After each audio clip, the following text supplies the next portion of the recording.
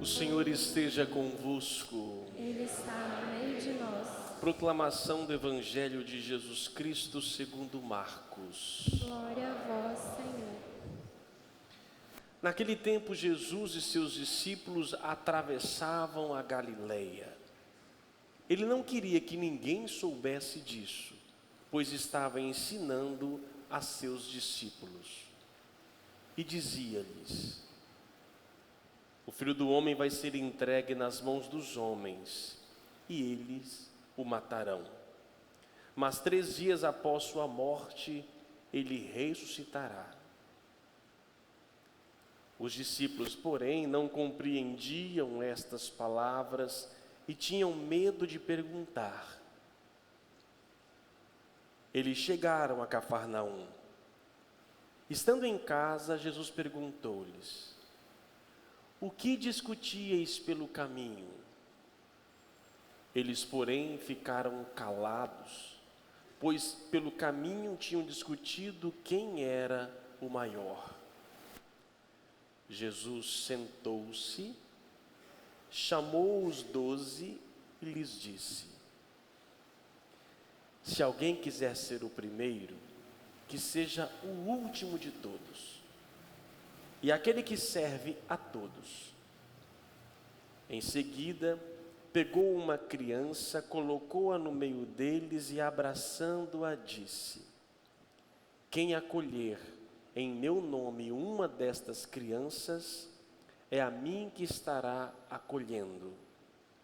E quem me acolher, está acolhendo não a mim, mas aquele que me enviou. Palavra da salvação. Glória a vós, Senhor. Que as palavras do Santo Evangelho perdoem os nossos pecados. Meus pesados irmãos aqui na igreja, você que nos acompanha pelas redes sociais, semana passada tivemos um pequeno embate entre Jesus e Pedro por falta de compreensão do reino de Deus e do reino do mundo. Jesus chegou a dizer que Pedro estava possuído por Satanás, porque não pensava as coisas de Deus, mas as dos homens. Por que Cristo falou isto? Porque enquanto Jesus falava da dor, do sofrimento, da angústia, da morte, Pedro queria tirar isto. E a gente meditava a semana passada, não que Deus queira que nós soframos, mas o sofrimento faz parte, nós não podemos evitar, temos que encará-lo. E é interessante que, passado um tempo, Jesus retoma esse assunto, porque ele percebeu que não estava ainda bem entendido, mesmo com toda a repreensão que havia feito a Pedro, ele viu que o grupo ainda estava disperso, com a cabeça em outro lugar. Jesus então retoma o assunto, dizendo: o Filho do Homem vai ser entregue nas mãos dos homens e eles os matarão, mas 3 dias sua morte ressuscitará. E os apóstolos ainda assim continuavam sem entender e estavam com a cabeça em outro lugar, em outras coisas. Jesus chegou a chamá-la à parte, não quis que ninguém da cidade soubesse, para que eles pudessem se dedicar, para que os apóstolos, os discípulos pudessem entender a missão cristã e a missão de ser sal e luz do mundo. Mas ainda assim, com toda a didática, toda a individualidade ali no colóquio, na educação e na catequese, eles não conseguiram. E pior, enquanto Jesus explicava ainda mais, eles estavam pensando quem ia ser maior, quem ia sentar na cadeira, quem ia ser o ministro da defesa, o ministro civil, da educação, e assim por diante, porque eles estavam indo para Jerusalém, eles iam repartir o governo, iam repartir tudo, eles estavam preocupados com isso. E Jesus falava da entrega total. Amados irmãos, não vamos muito longe, ainda no tempo presente, nós temos dificuldade de entender a palavra de Deus. Não que a palavra seja difícil, é porque nós não queremos ouvi-la. Nós queremos muitas vezes um Deus glorioso, queremos vir à igreja e aqui fazer nossos louvores, cantar, rezar, pronto, sai aliviado, pronto, resolvi tudo. A gente quer coisas que alivia a nossos problemas, que nos deem, sabe, e que nós possamos continuar a nossa vida aí fora. E a palavra de Deus está nos dizendo outra coisa, e a grande maioria das pessoas e das vezes, nós ouvimos, não é à toa que Jesus diz, né, quem tem ouvidos para ouvir, ouça. Nós ouvimos, mas não cai em nosso coração, não se transforma isso em vida. E Cristo fala. Eu dizia semana passada, né, na dor que nos visita, a gente não quer vivê-la, corre para pegar um remedinho aqui e acolá para poder tirar aquilo tudo. A gente não quer. E volto a dizer, não que Deus queira o nosso sofrimento, mas é impossível renascer, é impossível viver neste mundo e querer ser de Deus sem a dor. É impossível. Por isso então Jesus, percebendo que eles não estavam compreendendo, ele diz aqui a palavra, Jesus sentou-se. A expressão sentar no mundo hebraico, mundo judeu, ou seja, é um rabino, senta para ensinar. Jesus sentou, talvez estivesse cansado também de falar, e o povo não ouvir.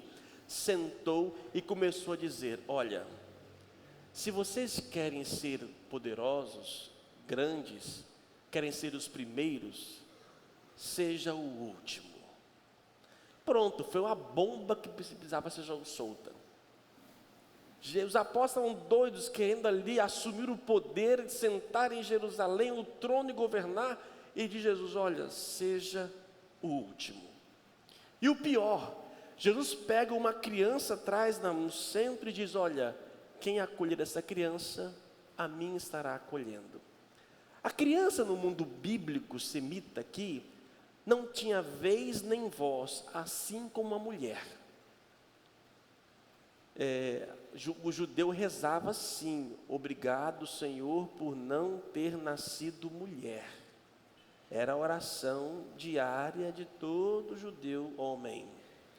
E a mulher e criança não tinham vez. O que eu vou ganhar se eu quero ser uma pessoa reconhecida, famosa, poderosa, se eu quero ganhar cada vez mais votos, o que vai adiantar eu me aproximar, me associar a alguém que não tem expressão, que não tem lugar? Eu vou perder meu tempo. E aí percebemos da lógica do mundo e a lógica de Deus. Não é à toa que Jesus vem falar do reino de Deus. O reino de Deus é diferente do reino do mundo. É impossível viver os dois ao mesmo tempo.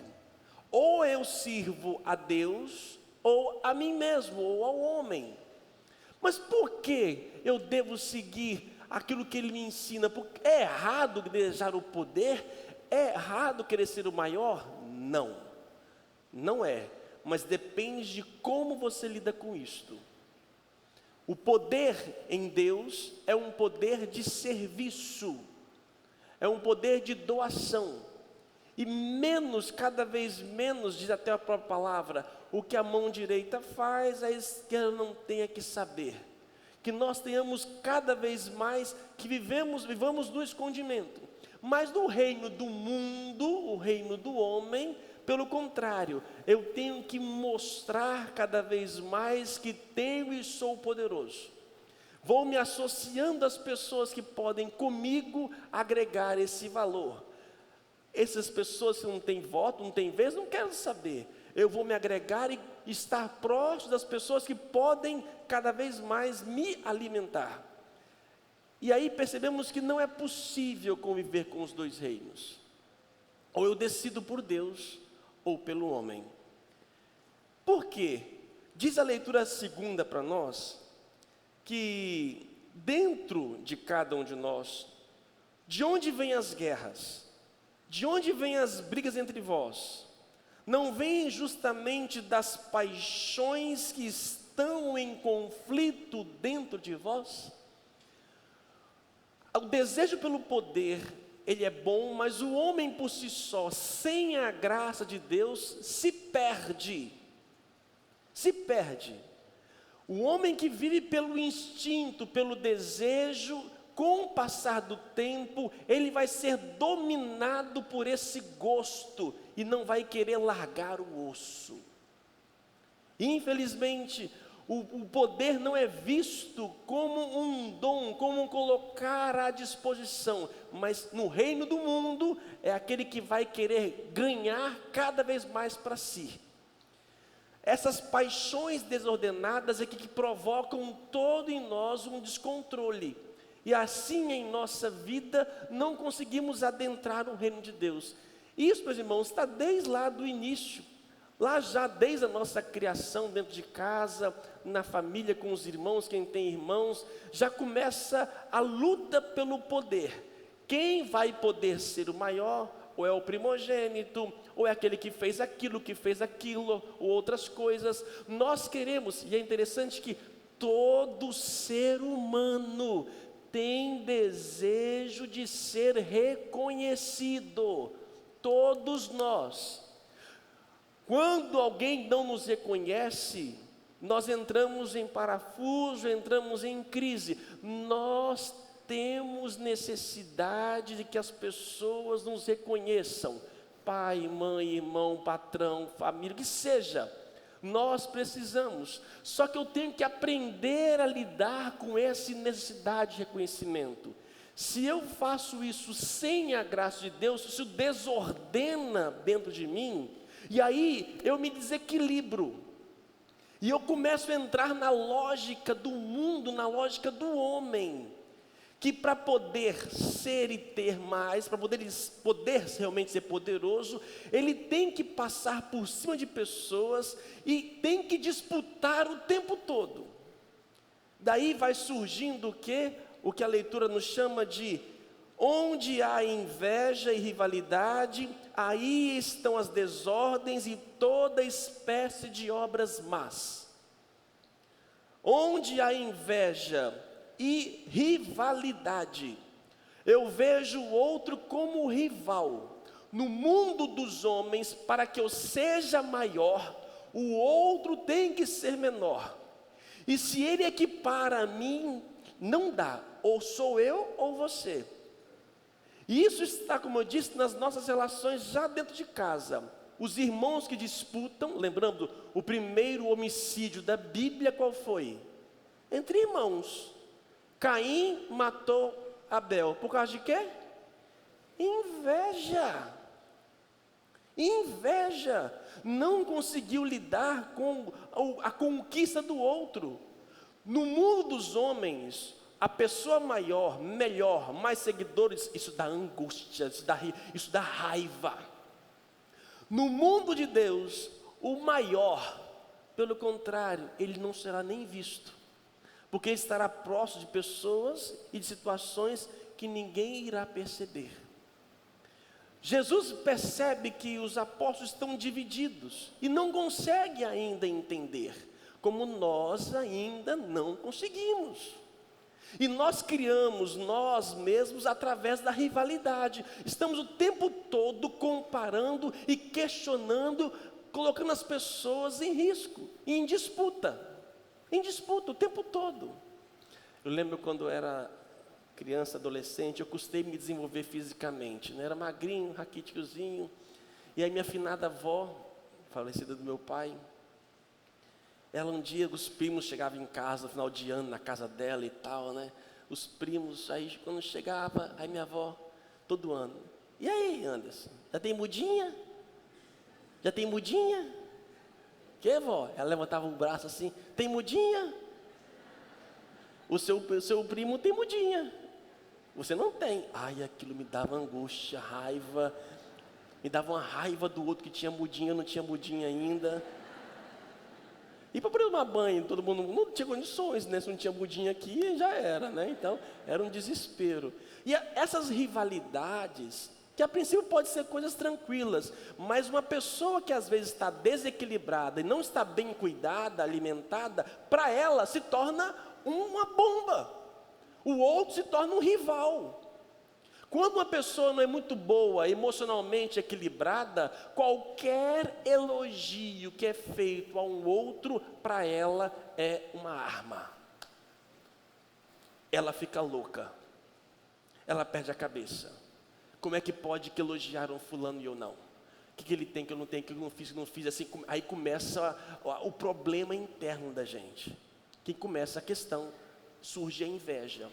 O que é inveja, meus irmãos? Senão, não é somente querer ser ou ter o que o outro tem, mas é acabar com aquilo que o outro tem, porque eu não consegui chegar naquele nível.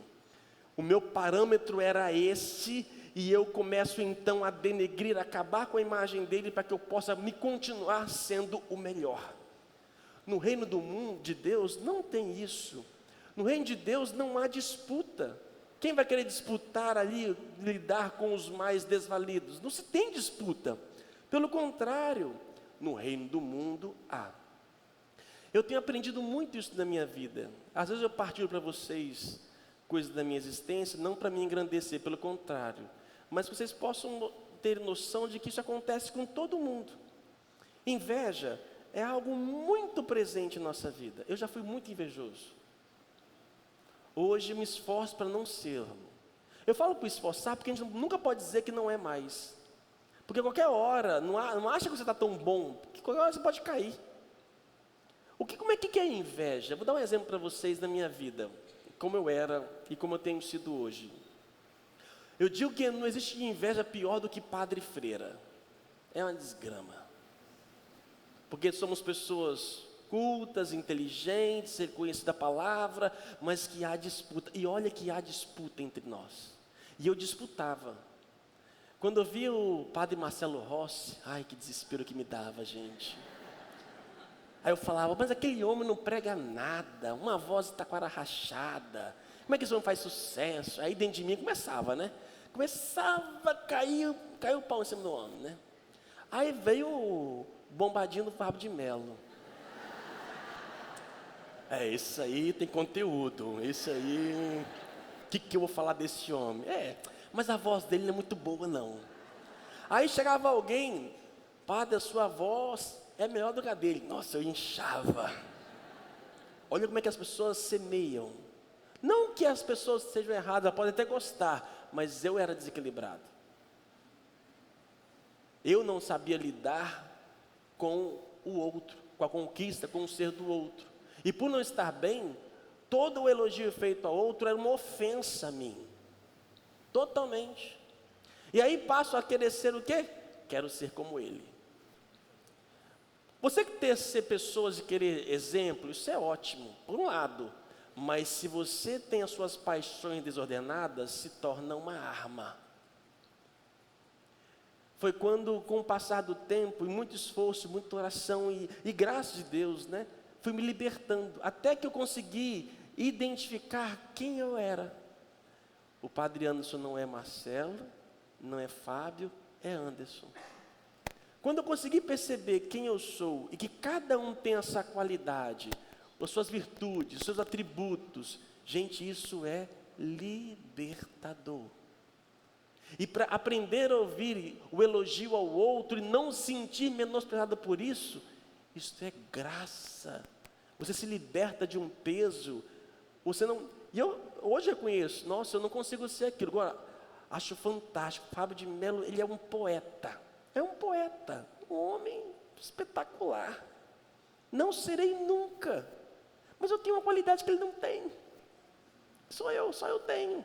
E eu tenho que aprender a aceitar como eu sou, como o outro é. E isso, eu estou dizendo isso, colocando para vocês a minha vida, no sentido de que nós temos que perceber quem nós somos, porque as paixões desordenadas que vêm da inveja, que vai colocar essa rivalidade, eu fui perceber que eu não sou rival, ele não é meu rival. No mundo dos homens, há rivalidade. No mundo de Deus, pelo contrário, todos nós somos partícipes.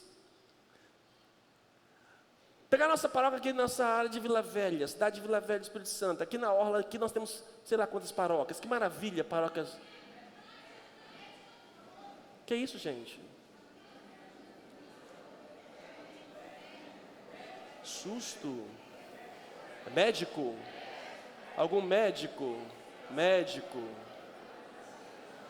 Calma, calma, calma. Já apareceu médicos. Ave Maria, cheia de graça. Jesus. Bendito é o fruto do vosso ventre, Jesus. Santa Maria, Mãe de Deus, rogai por nós, pecadores, na hora de nossa morte. Que Deus possa cuidar e estar à frente, a vontade do Pai possa acontecer. Já está sendo assistida a pessoa com os médicos ali do lado. Graças a Deus nós temos médicos em nossas paróquias. Obrigado a vocês que vêm rezar pedindo a graça de Deus. Nós vamos concluir no nosso momento. Que vocês possam levar para a vida de vocês um pouco isto. Não vejam as pessoas como rivais. Tranquilo? Obrigado. Não veja as pessoas como rivais. No mundo, hoje, no mundo de modo especial, no mundo das selfies, né? No mundo da internet, o mundo digital, ele tem colocado isso. O fulano não tem tantos seguidores, eu não tenho tantos seguidores, o fulano tem isso, não sei o quê, eu tenho que fazer de tudo, eu tenho que começar a correr, e eu começo a... É o mundo, a competição, que pode ser positiva, mas no mundo dos homens se torna negativa. Por isso que nós possamos competir em não querer ser visto. Eu, há tempos atrás, vai eu falar de mim mesmo, das minhas misérias, para vocês terem ideia como eu sou pecador. Há tempos atrás, não muito tempo, né? Não muito faz tempo, eu vivia presente nas redes sociais. E eu percebi depois, né? Que eu estava presente nas redes sociais, mais para poder chamar a atenção para mim mesmo. Eu falava o que eu fazia de manhã, de tarde, de noite, assim por diante. E aí eu gostava de receber elogio das pessoas. Aí as pessoas falam, nossa, Paz, você trabalha demais, isso inflava o ego. E aí você percebendo que eu estava mostrando a você, não o seu trabalho. E começava a disputar com A, com B e com C. Quando a ficha cai, você percebe isto, eu percebi, e aí tomei uma decisão de me excluir, me afastar. O fato de eu ter me afastado não quer dizer que eu tenha parado. Por exemplo, sabe o que eu fiz ontem? Nem vão saber. Nem vão saber. Não vão saber o que eu fiz ontem, não sabe qual foi a criança da minha vida que aproximei ontem, quais hospitais que visitei ontem. Não estou para que ficar publicizando isso? Se eu publicizo, se eu tiver sadio, eu não estava sadio para poder publicizar. Mas precisamos vencer essas disputas, esses quereres, as vontades, e buscar o essencial. Viver aquilo que o Senhor nos pede, querer ser maior diante de Deus. Eu, durante muito tempo da minha vida, procurei ser maior diante dos homens. Muda a sua forma de ser, de viver, de se relacionar, de estar em todos os lugares. Estou dizendo que eu tenho quase 14 anos de padre, 8 de seminário, ouço todos os dias a palavra de Deus e só agora as coisas estão encaixando. Está vendo como nós somos cabeças duras? Somos difíceis. Somos difíceis de entender. Queremos uma coisa, queremos as glórias, queremos isso. E Deus sabe como eu fujo das glórias humanas. Tento o máximo possível hoje fugir. Não é um negar, pelo contrário, mas é saber ser presente. Que Deus nos inspire, nos ajude a viver as rivalidades com amor e saber que aquele que é justo será perseguido. Os injustos não conseguem lidar com o justo, com o certo. Hoje nós celebramos, para finalizar, celebramos um grande santo, Santo Padre Pio assim chamado. Tem até um filme na internet, aí vocês podem ver, ou talvez nos TVs a cabos por aí afora. O filme de Padre Pio. Padre Pio nasceu no final do século XIX, viveu no século XX. Na Itália, nasceu em Pietrelcina, na Itália, E depois de alguns anos de padre, ficou cuidando da família e foi para um mosteiro. E ele era um homem muito pio, devoto a Nossa Senhora, a Deus, tinha uma intimidade profunda na oração. E ele tinha embates com o diabo, nos seus sonhos, nas suas orações, sofria. E o Padre Pio é o único padre na história que recebeu as chagas de Cristo. Um dia em oração, suas mãos se abriram. E ali, o que acontece? Peregrinação do mundo inteiro. O que aconteceu? Inveja de padre, bispo. Esse homem está usando essas coisas porque ele quer aparecer. No fundo ele quer aparecer. Tudo mentira, tudo da cabeça dele. E aí, Padre Pio é também perseguido. Ele é proibido pela igreja de celebrar missa pública. Ninguém mais poderia. Foi proibido de atender qualquer pessoa. É a sabedoria um pouco da igreja também. Mas depois de tanta dificuldade, foi obediente à igreja, obediente às decisões. E hoje é um grande santo. Antes de sua morte, antes mesmo de ficar famoso, quem foi visitá-lo foi um bispo chamado Karol Wojtyla, que foi visitá-lo. E o Padre Pio disse: você um dia será Papa. E assim aconteceu. O corpo de Padre Pio está semi-intacto. Quem o vai visitar em São Giovanni Rotondo ou ver pela internet, vê o corpo dele todo perfeito. Mas não. O que está intacto, mais intacto, são justamente as suas mãos. Perseguições iremos passar, sofrimentos teremos. Se você resolver fazer um bom trabalho, você vai ter dificuldade, você não vai progredir muito, porque os filhos das trevas querão te impedir. Mas a verdade, como diz o Salmo, Deus nos liberta, Deus nos sustenta e fortalece. Não se alimente com o ódio do mundo, se alimente com aquilo que é de Deus. Viva o seu silêncio e sirva a Deus, queira servir a Ele e não aos homens. Louvado seja o nosso Senhor Jesus Cristo.